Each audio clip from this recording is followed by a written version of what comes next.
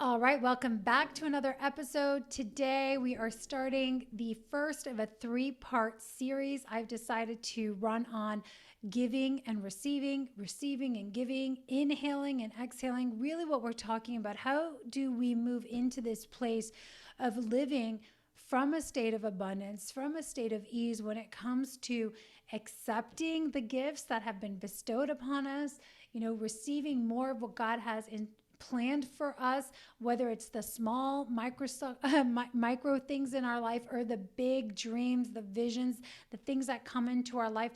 Can we receive them? Can we hold them? Do we have the capacity to say, yes, I will, thank you. I can receive this with grace, with appreciation. I can steward it, I can multiply it, and I'm okay with releasing things also back out into the world? Or are we people that really struggle with receiving? And I'm obviously doing this because I've had to do a lot of work around these areas. I did not realize how much resistance I had built up in my life just from being in survival mode from so long for so many years to actually receiving with appreciation, right? Without hesitation. And to where I am today is being a vessel where I'm opening myself up, and I'm very much in the practice, you guys, of learning how to open myself up more and more into deeper levels and trust so that God can do more work in me and through me. This body can just be a vessel to actually receive the beauty, the experiences that life has for us, and also a vessel to share those back out with the world. So today we're going to unpack a couple things. We're going to focus in on the art of receiving abundantly. Are you good at receiving, or are you trained in pushing things away, right? We're going to talk about what is our natural state around receiving, right? Around just actually allowing things to come into our lives instead of chasing them and forcing them and trying to grab them and hold on to them. What is our natural state, right? We're going to talk about our energy, but also our physical body, how it responds when we receive things. The communication that we engage in. Are we really equipped and ready to open ourselves up to receive? What beliefs do we have around this that may be blocking us from receiving? And what do we get to step into? What does God have to show us, to say to us about being vessels to receive, and what he has in store for us? So let's get right into this. I think this is such a powerful conversation because, again, it doesn't matter if you're looking to receive a compliment for your spouse, a word of appreciation. If you're looking to receive your soulmate, your husband, your future husband, your wife, a more intimate, trusting relationship. It doesn't matter if you're looking to receive your vision coming into fruition, the resources to support a huge project. It doesn't matter if you're looking to receive, the simpler things, a simple thing like a parking spot, but it's just really moving. This whole thing is about moving into a state of being where we're in harmony, we're in synchronicity with, the natural rhythms. I always talk about the natural rhythms and flow of life, of things coming and going, circulating, right? Being a circulator in this world. And if we're going to be circulators of love, of wealth, of joy, of all of the gifts that we've been given, receiving has got to be a huge, it's an integral part of it. I was listening to someone else. They use this analogy. It's not mine, but he used the analogy of taking a breath, breathing in. Whenever you take a breath, you inhale, you breathe in life, you breathe in the connection to the spirit, you breathe in energy, you breathe in clarity. But you can't just take a breath and hold on to it. You've got to relax and let it out, right?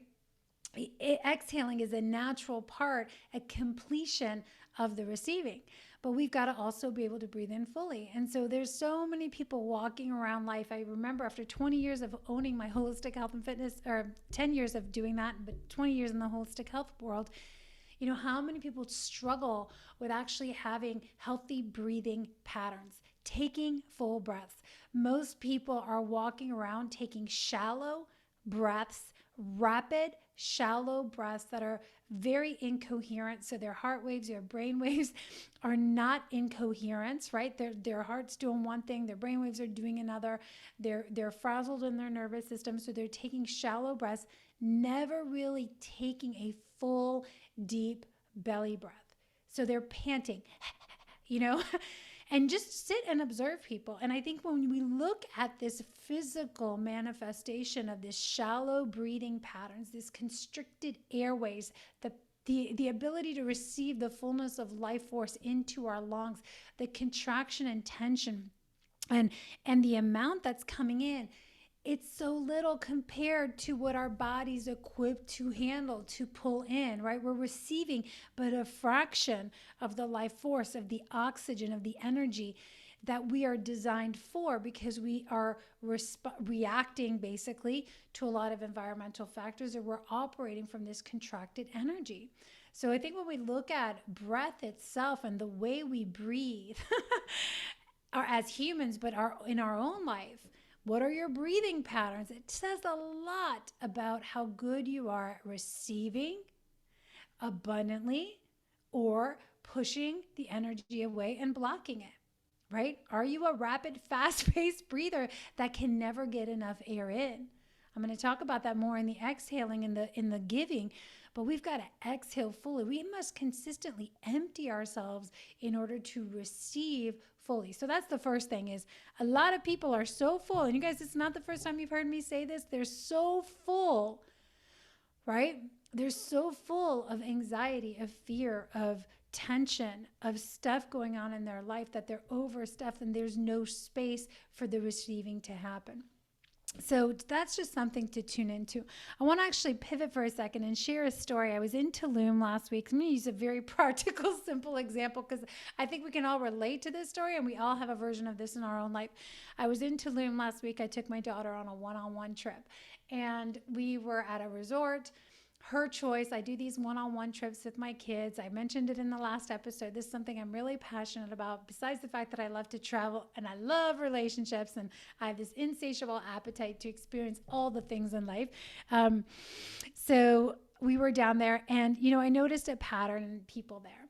There are those people who get up at like 7 a.m. or 8 a.m. or whatever time it is, and they rush with their beach towels to the pool to try to get the best spot on the, they get the cabanas, they get the beach chairs, and they go there and they plop their stuff down, and then they leave for hours, right? And they're totally fueled by scarcity. Like, I'm not going to get the spot I want later. I have to get here before somebody else does. It's such a take energy, take it while I can get it energy, rooted in scarcity, rooted in fear. And it speaks volumes about where this person is in terms of receiving. There are those people who run to the beach or the pool, and they have to get it right away first. They have to snatch it, hoard the toilet paper during COVID, whatever it is. And then there are those people who are also like, you know what? When I get to the pool, the perfect spot will be available. There are those people who navigate through life, through their days, through their resort experience, and say, you know what? Everything we need is always provided. When it's time for us to find a seat at the table or a pool chair at the pool, the perfect spot will show up. It always does. And these are the people who get to enjoy their morning. They get to wake up, they have their coffee, they do the workout, they, take their time at breakfast. When they're ready, they go to the pool, and lo and behold, things just seem to work out for them, right? I guess you can guess which camp that I'm in. I'm in camp number 2, although I very much am familiar with camp number 1. I observed it all week, and I know from my past life that there was definitely that energy in me. But I want to say this, we all have our version of the beach chair analogy, the putting the towels on the beach chair. It's like, I got to get this while I can. And so I'm curious, as you're listening to me right now, like, what is your beach chair story, right? There's so many people I know. And I mean, I've been here in the past where, I was holding on. I was rushing out. I was rushing relationships, needing to get in the next relationship, just needing to be dating somebody, needing to have that security blanket, right? Just, it was better to be in relationship with anyone or someone that was okay, but totally not the right one, not the perfect one for me, not the perfect spot. But just to go because there was a fear that, oh my gosh, I'm going to run out of time. I'm going to run out of time. I'm getting older. I need to have kids. I need to do this. And there's so many people still running their relationships this way out of fear of running out of time. And interestingly enough, they keep recycling these patterns of receiving or grasping onto, holding onto, hoarding the wrong relationships that are so not meant for them, instead of just patiently, doing their life knowing that the right thing's going to show up at the right time. I went right from one really superficial example to a very deep example, but this happens with money. Money comes into our lives, and there are those people who right away, we know the different patterns of spending and saving, right? There's those people that put it away and right away they have to lock it up, put it in a savings account, not touch it again, and they are saving and saving and saving and saving and holding on just in case for that rainy day. And I'm not talking about not being prepared. I'm not talking about not looking ahead. But the holding on and the getting is the energy of that is what I'm talking about, right? So, when we're doing these things, and then there's the people who are like, oh, I could care less, and they don't really appreciate what's coming into their life, or they don't value it as much. And so they just don't even acknowledge it. They don't appreciate it. They kind of squander it, waste it, right? Again, happens with money, happens with relationships, happens with stuff, happens with anything. And then there are those who can manage the inflow and outflow really well, right? We are excited, we're grateful when things enter into our life. We are stewards of it. And again, I'm doing a lot of work on this, right? I'm really in a season of just asking God to even show me, to reveal to me how to become an even better steward of the resources that I've been entrusted with. But we can steward these things and release them back out, right? We can invest and multiply and then pour back out into the world. So this is so key. And I'm curious, what is your beach chair story? Are there areas in your life where maybe you're rushing ahead, or you're running ahead trying to get something or save a spot, or you're holding on to something that, I'm not sure if this is really right for me, but I need this because of a fear-based, getting, right? A fear, or I'm afraid I'm going to lose something later. And I'm very familiar with that. So I was working through this with some of the women in my mastermind, just talking about like, how are they with receiving even the simple things like a compliment, right? When somebody says, hey, you look amazing today, or you look really good in that, do they deflect, right? Do they deflect? Do they say, oh, well, thank you. Oh, this ugly thing, or, oh, today I look awful. Like, do they actually receive the gift? Or do they sort of like cast it aside? I think this is a really big one, because when God gives us gifts in our life, opportunities present themselves, money comes into our life, new relationships, simple things like, I talk about the simple things like the perfect parking spot all the time, or the dinner reservations showing up just when you want them. Like, have you trained yourself to pause and say, thank you, I received that, right? Because a lot of us don't. We just neglect, we lack to pause and appreciate the simple things, and therefore they stop showing up. And we begin to notice the things that are not there for us, the things that are not showing up, the things that are not going right. And I see this as one of the real problematic patterns in relationship, is that we also stopped appreciating and receiving the things that were coming at us. So they stopped coming, right? It's like, I believe that in relationship, I love to provide, I love to give, I love to pour affection. And if it's never recognized, and if it's never appreciated, and it's never received, what is the desire to keep doing that? Clearly, it's not appreciated or valued. So we don't just keep giving to those who don't appreciate, right? And again, it's not about a transaction, it's about an energetic exchange. So there's that point of receiving. And then there's also asking, being okay with asking for what we need, for what we desire. And they're not the same thing, right? So I want to talk about that. But when we have something come up in our life, and we are legitimately human beings that need each other, okay? Somehow we bought into this lie that we don't need each other. We can do everything alone as fierce wolves, as lone wolves, fiercely independent. And I could speak from that independent space, and I could say, we kind of do this pendulum swing where we go from being completely dependent on our parents, right? And needing them for survival, to pushing away to find our own identity, cultivating our own strength, finding our own inner man, inner woman, getting equipped with all of that. But then we come back to a place of interdependence. Like the healthy place is the place of interdependence that says, we are created for each other. We do need each other, and we have needs as human beings. Otherwise, they would have not been created man and woman. There would not have been created multiple humans. There would just have been one sex, one person. If all there was one, and one was more than enough, why do we even have all of each other, right? Why are we even on this planet? Why are there opposite sexes? So I believe that it's our divine design. By design, we are created for each other. And we have needs. We have foundational needs for safety, for security, for intimacy, like connection. We have needs, to evolve and grow.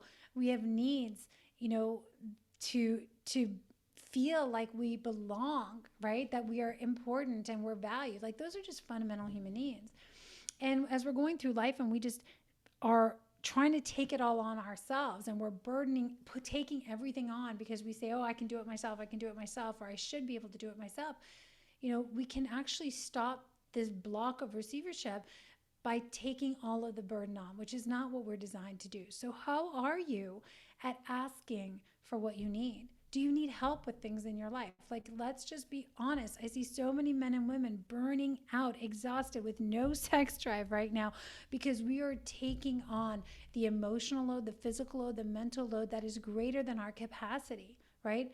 So we have to build our capacity to be able to handle more, but also we all have a point that, okay, that's my max right now, right? And I'm calling on support.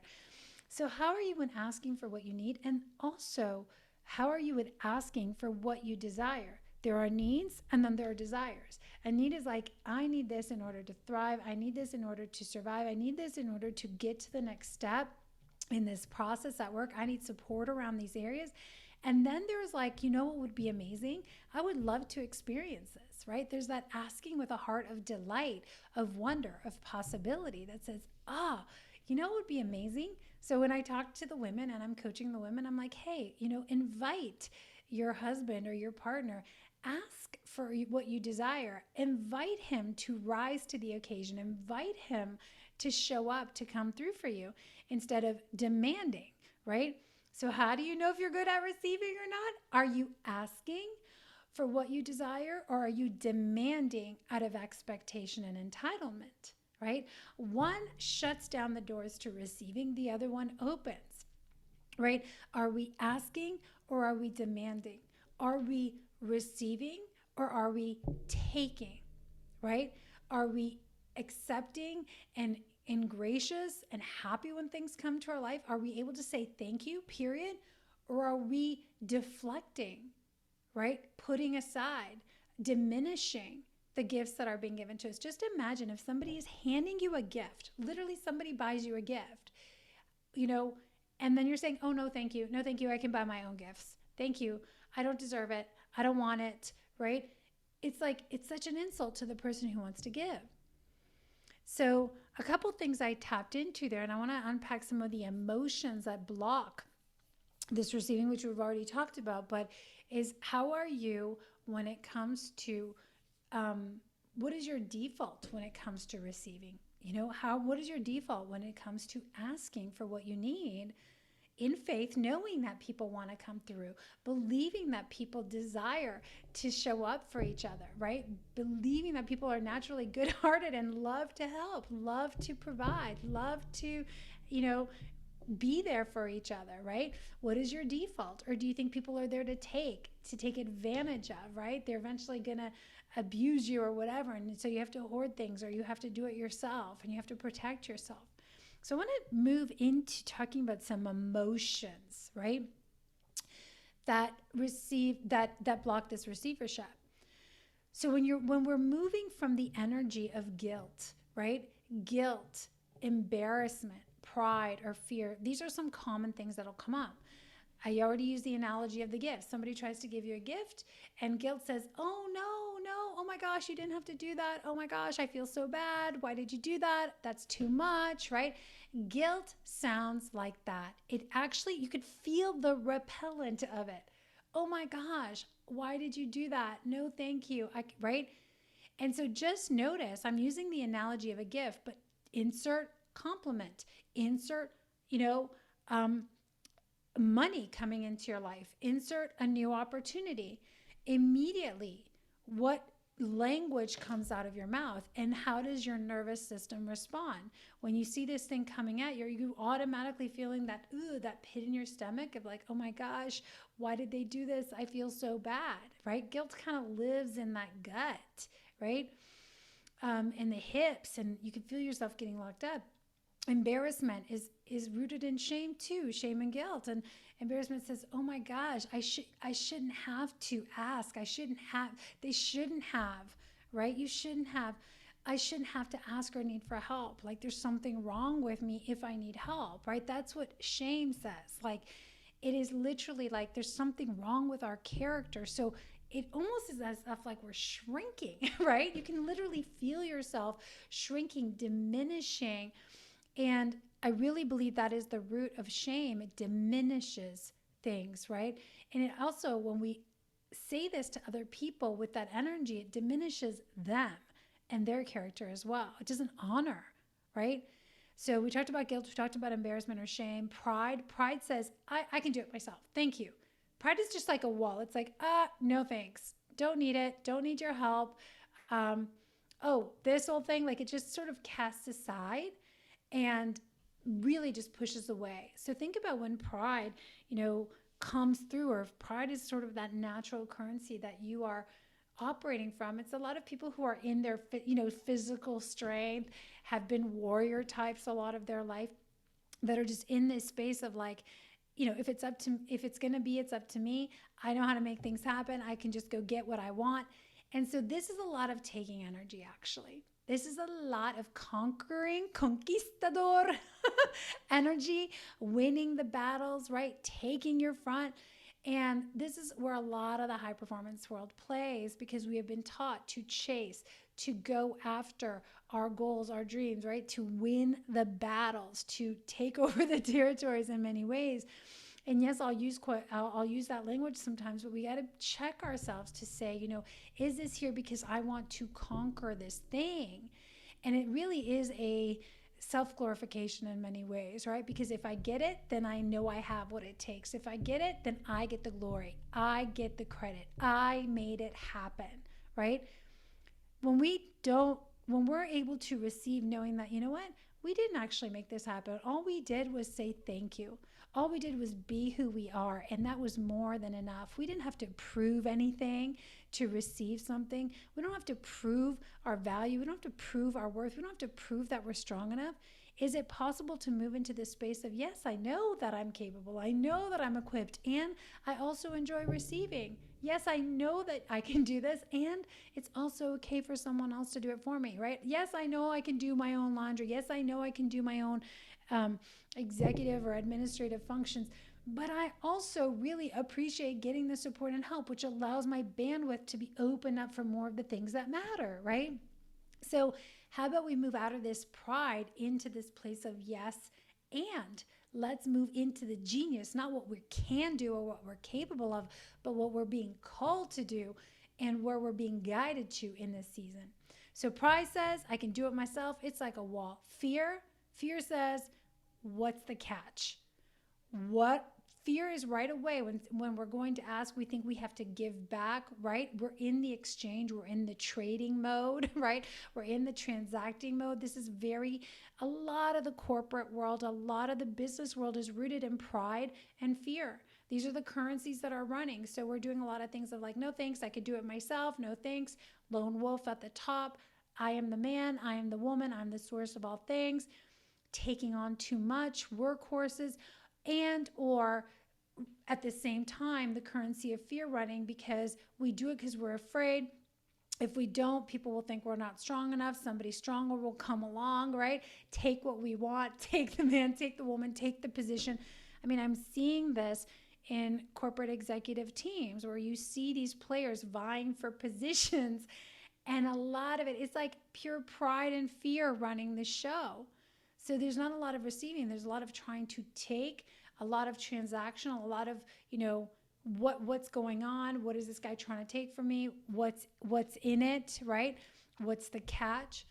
So again, when someone gives you something or an opportunity presents itself, What is your energy around that? Is it fear that's like wondering, oh my gosh, if I take this, I'm going to have to give something. I'm going to have to give something, right? What are they going to take from me if I take this? Because again, that's the energy of take. So my loves, many people are stuck in that warrior energy, hoarding, not asking, taking, not receiving, bartering and trading instead of just allowing circulation to happen, exchanging from a really full, beautiful place that is not 1 for 1 or 2 for 2, but it's like, thank you, I can breathe in, I can breathe out, I can receive, and I can give, back to you, or I can give somewhere else. So how do we make this switch? I believe the switch is being aware. Number 1 is having the awareness of, what is my natural tendency? What beliefs do I have about this? I unpack some of them, but what beliefs do you have about, asking for help, asking for what you desire, what would be amazing? What beliefs do you have about just simply receiving without having to do anything to earn it, other than just be who you are, right? Other than just be grateful, to be thankful. The switch is number 1, awareness. Number 2 is getting into the practice or the integration to begin to move from a place of willingness. Am I willing to receive? Am I willing even to start to receive from a place of gratitude, from a place of acknowledgement, and honoring the other person and the gift that they're giving me? Am I willing to be open that it's possible that I am worthy of receiving and I don't have to actually do anything else? Am I open? Am I curious? So the switch is moving into these higher states of consciousness, of emotion, of being open and being willing, being curious. Thank you, right? Being curious. I wonder what's coming my way today. I wonder what's available, right? Going back to the pool chair analogy, it's like I'm willing to slow down and trust that the right spot will be there when it's time for us to go to the pool. I'm curious where the spot's going to be. It's a little bit of a game. It's a little bit of an adventure. And I'm also really clear, right? Like, what would be amazing? I want a spot with shade near the pool or near the bar, whatever it is, or near the beach. And then I'm just patient about it. I'm not rushing, running ahead to grab the thing. I can continue to walk with ease. And there's so much around this. In the last few episodes, we talked about pacing, not rushing things. Being able to stay at ease is training ourselves to stay at ease. It doesn't happen naturally. It must be integrated. It must be practiced, put into action and repeated until it becomes embodied, right? So the way that we embody this state of receiving with ease is, number 1, we have to have awareness of our own energy and our own beliefs around this, right? And our own programming.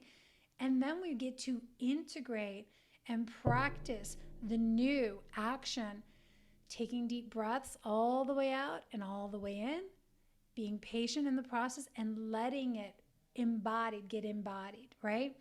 So a couple things I want to leave you with today is, really tuning into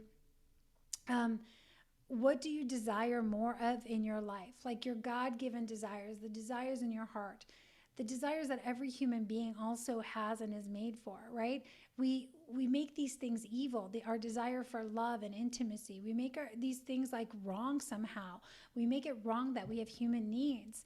And we try to pretend that we don't need each other. And we try to be all strong and we try to do everything ourselves. And it's a joke and it's a lie and it's completely out of our original design. So what desires do you have to experience more of? And where would you love to receive more help or support that you are not asking for? Where do you know you need more help, more support? I invite you to make the decision today that you are open to becoming more of a receiver, and therefore you will be more of a natural giver, which we're going to talk about in the next episode. I invite you to make the decision to be open to getting in the practice of this in the coming weeks. And moving forward in faith, in appreciation, in curiosity, right? I love in James 4:2, Jesus says, you do not have because you do not ask. But he also says, you are jealous and covet, therefore you don't have. You are envious, Therefore, you cannot obtain the object of your envy. You are fighting for it. Therefore, you're not receiving it. So clearly, we are told, like, stop with the jealousy, stop with the coveting, stop with the complaining of what other people have or the criticism and the connecting to the unfulfillment and trying to get it. And let's learn to become gracious in the receiving and also the asking. So I want to leave you with something very practical this week. One of the exercises I gave my clients, I've been practicing it, is number one, really get in the place of saying thank you. Thank you. I appreciate that. Thank you. I appreciate you. Thank you. I receive that. And I really encourage you, like, if you are not someone who says this regularly, it's going to feel awkward, okay?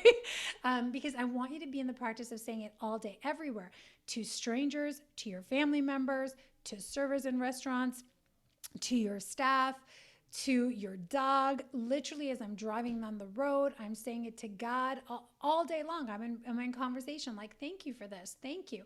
The sun comes out. Thank you to the sun. Like, I am choosing to be in this place of thank you out loud, the spoken word in all things, and also out loud speaking and asking to my partner, to my children, to my clients, to my staff, right? To people in the resort, asking for what I desire, and in prayer, asking God for what I desire, and then letting it go, right? People have the opportunity to rise to the occasion or not. It might be the right timing. It might not. But I'm in the art and the practice of receivership, because the next session we're going to talk about, or the next episode, we're going to talk about the art of giving with ease. And if we are not open to receive with ease, we certainly will not be open to giving with ease. I hope you found this podcast helpful, you guys. Listen, last week we had the most amazing time. It was fun to experience Tulum with my daughter. She was walking with me. She's like, Mom, you seem to, like, everything just kind of works out for you. You know, the beach chairs were always available. The restaurants that they said you needed reservations for, and you go to the reservation, kiosk, and they were all booked up for the week. I said, honey, don't worry. Everything we need is always provided in perfect order and perfect timing. She's like, wow, but we need a reservation. I said, relax. I didn't even think about it, right? At dinner, when it came time to go dinner, I would say, which restaurant would you like to go to? Oh, Mom, we don't have a reservation. Which restaurant would you like to go to? And I would walk up, we would get ready for dinner. I said, let's go. We'll go up to the restaurant. We'll speak to the concierge, the host, the maitre d', whoever it is, and we will graciously let him know our desire. It would be amazing if there's a table, if there are any cancellations, if there's any openings. Is there any way you can get us in? And you know what? Every single time we asked, we received, right? We received a table, a beautiful table in the beautiful restaurant. We received the beach chairs. And those are very practical earthly examples. But at a spiritual, deeper level, I have received the most amazing love affair with my husband. I've received the most amazing man into my life because I got very clear with God, with my heart, with my spirit. And I went to God and I asked for what I clearly desired for once, instead of trying to chase it on my own out of a state of unworthiness, of fear, of pride. I got humbled and I went graciously before God and I said, God, I'm ready to receive the man you have for me. Now, I have to move into a state of being able to receive him, right? Which was a state of appreciation, a state of wonder, of clarity, of patience, of graciousness. I may have said that multiple times because it's such a key component. So I hope that this podcast leaves you with some tangible things to chew on. Guys, if you're listening, ladies, if you're listening, practice this stuff with your partner, right? Let's get into the practice of receiving the love, the affection, the small tokens and gestures from the ones we love, to acknowledge them because they will multiply. And let's also get in the practice of asking, clarifying what we need and what we desire, because our partner, our loved ones, our children, our team members are not mind readers. They're not genies in a bottle. And we make their lives and jobs so much easier when we just ask and clarify and communicate for what we need and desire. All right, with that, I will leave you in today's episode. Again, thank you for being here. If this resonates and you're enjoying the show, I would love for you to share this with a friend. Make sure you subscribe and follow. And for those of you who want to go deeper into this journey, you can go to connectwithchristinejewel.com. That's connectwithchristinejewel.com. And I have a few ways for us to continue down this path together. So thank you once again. Until next time, here's to loving fiercely and leading courageously as warriors of the heart. My loves, we are here to lead the untamed life. It is the only life worth living.